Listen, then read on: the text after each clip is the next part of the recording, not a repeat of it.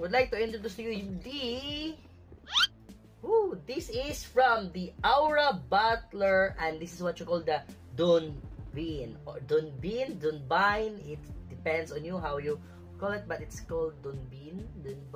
Yeah, that's it.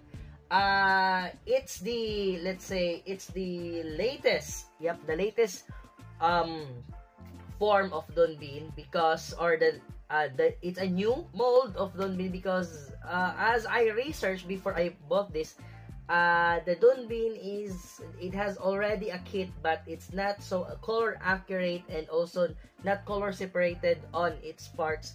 More on just like the old kind of Gunpla also, which has those straight colors. You just need to paint and rely more on stickers.